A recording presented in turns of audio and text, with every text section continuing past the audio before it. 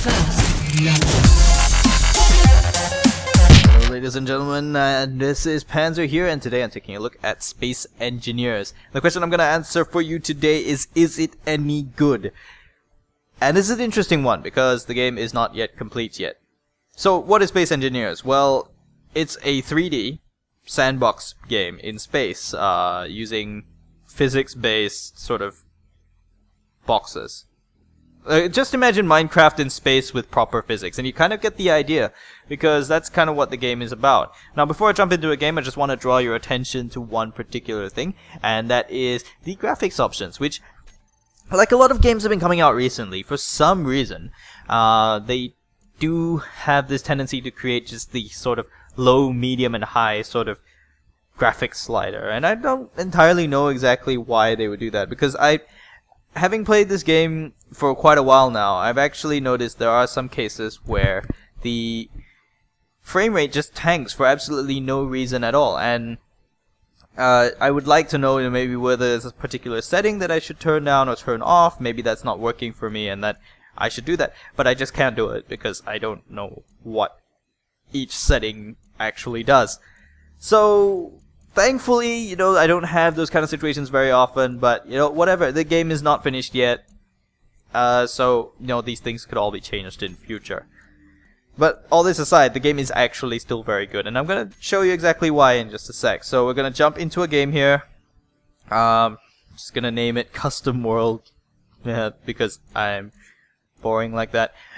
But okay, you can have a look here, and you have different online modes, so you can have it fully private, like offline, or you can have it where it's invite only, which is private, or you can have friends, or you could even have it just public, so people who, I assume, see you through Steam would be able to join your game at any time. I'm not sure exactly why you'd want to do that, but you could. Okay, so with that, you've got a few different preset options. Here, we're just going to go with the quick start, or the basic sort of mode, which gives us a couple of ships to play around with. But you do have an option for a fully empty, just empty space to build in, and that would be pretty good if you want to build like a pretty big ship or something. So we'll just load into a game here, and we'll show you what it's all about. Alright, first things first, I want to get out of the way. Yes, this is a block-based building game, but this is what the game looks like, and honestly, it doesn't look that bad. Graphically, it is actually quite nice. Yes, you can sort of recognize that, yeah, everything is block-based, but the things that you can kind of do with it, because you're not limited to just cubes, you have all sorts of like different angles and corners and all sorts of things, and you have the freedom of space. You do have gravity. There's gravity, like for example, there's planetary gravity, which I assume will happen in future, but right now you can have artificial gravity, which is created by certain components which I do not understand fully yet in the game, and you can actually put that on your ship to have a sort of artificial gravity going on.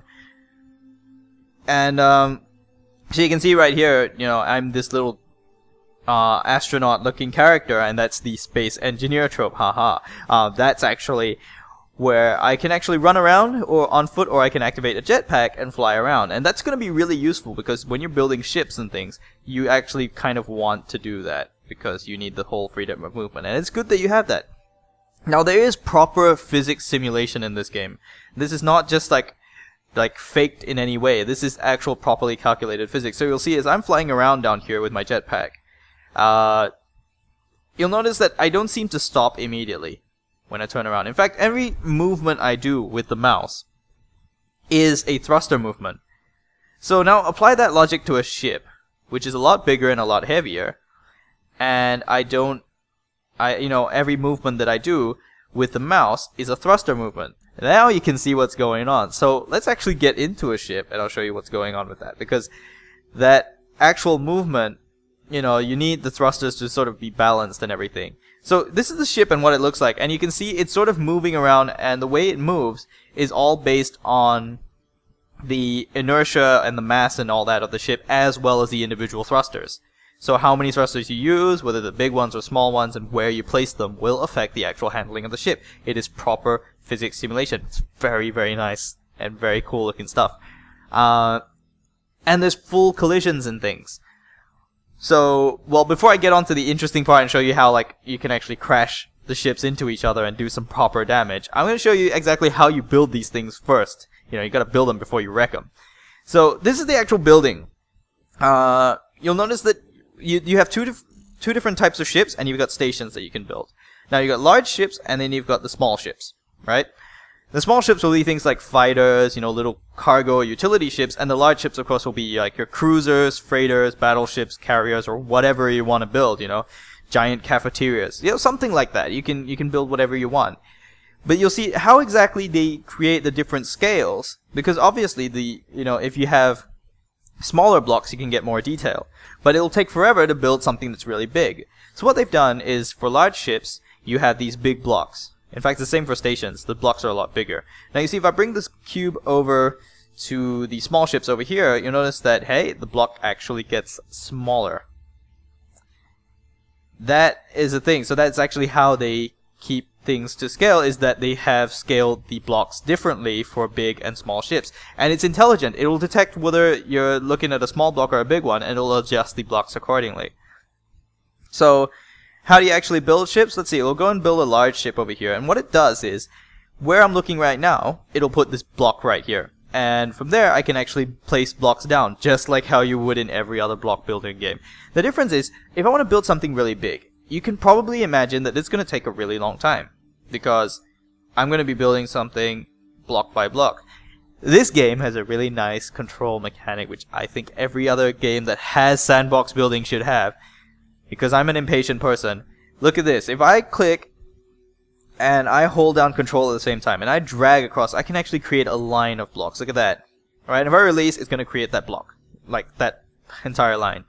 But if I want to, I can hold down shift as well, and I can create a wall like this.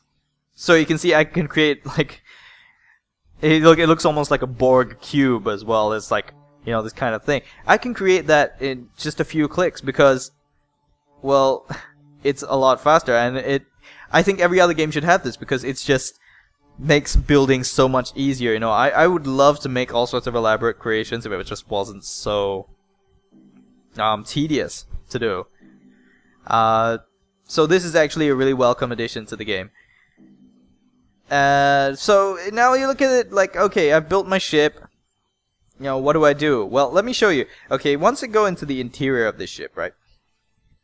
You can see, like, it can be quite elaborate. In fact, this ship that comes together with the game, this ship is actually quite simple interior-wise, as compared to a lot of the other ships that you'll see in the workshop. They can get really, really complex. But to fly the ship, you just go up to this little console, and you hit a button, and you're in control. Alright, so I'm gonna now fly over to this unfinished cube that I made earlier, and I'm gonna show you exactly how the destruction works. So you can see as I'm flying into it, the ship is a little bit slow, so like I was saying earlier about the whole physics and the thrusters and everything, this ship is very big and it's very heavy, so it's gonna take some time to turn around.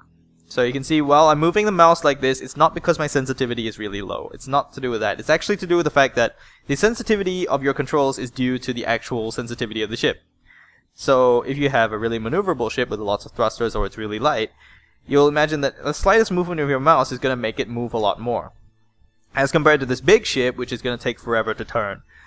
So you see, as I'm about to approach this cube over here, of course I can't actually see what's in front of me because I'm not going to rotate the camera, but as I hit it, you'll notice that it starts to move around in space, and it actually carries the momentum forward. In fact, as you'll see in a sec, you can see there's a huge chunk that's been taken out of it. Okay, but in case you didn't catch that, I'm going to test it out on this blue-colored ship over here, just to give you an idea. And you can see, as the ship makes contact, there's debris flying everywhere. In fact, it almost decapitates this entire ship. But you can see, like, the corners and stuff. Like, this isn't just destruction on a block-by-block basis. In fact, blocks themselves also get deformed. So, it creates a much more realistic-looking destruction. Like I said, yes, this is still block-based, but you know what? It is very detailed in that sense. So, now the question you've been waiting for me to answer. Is the game any good? And yeah, it is. The problem is, I can't exactly say that it's good because the game is not finished yet. And here's the problem. See, the game is currently on early access on Steam for $15. There is a 4-pack available, which I'm not wrong gives you $45 for 4. So you can pick it up with your friends. The thing is, the game is not finished. So, yes, it does look quite nice, and it has a lot of content available. In fact, look at this inventory, right? You've got all this content available to play with. In fact, there's more depending on what type of ship or station or something that you try to build. The thing is, you got a lot of content to play with. The problem is, things like survival mode and all that, yes, there's multiplayer implemented. Multiplayer is actually working. It's just that survival mode isn't there. You don't really have very many options, like, available in terms of the kind of play style that you gotta kind of do is based on your own imagination, which is a good and bad thing. It's a good thing because yes, you have the freedom to do it, but the bad thing is there's no real objective. It's not really a game yet at the moment. It's kind of like a Lego set in space. You can do whatever you want, but there's nothing that you need to do, and I think that is a flaw in game design because it's not. But you can't really say it's a flaw on the Space Engineer's part because it's not finished yet. So here's my take on it. Okay, if you like where this game is going, you like the potential of it, and you like the creativity aspect of it, and you want to help support a developer, go and buy it on early access. But if you want the game, you know, which is a game, you know, it's actually a finished game, then I would say avoid this. Avoid it like the plague, because it is not finished yet. You know, if after a while you're gonna find yourself really irritated with things that, you know, just aren't there. Like, for example, look at this, these textures aren't there, you know, and some of the tools are not working yet, or some of the things aren't implemented yet. It's just, it's not finished. So if you're looking for a finished game, this isn't it. However, if you're looking for, you know, a sort of creative game, then yeah, go for it. So that's my conclusion, you know. Yes, it's good, but it's not finished. So if you're gonna buy this now, bear in mind it's not finished. As always, this has been Panzer, taking a look at Space Engineers. Currently available on Steam Early Access for $15 US, or your current regional equivalent. And I'll see you guys next time.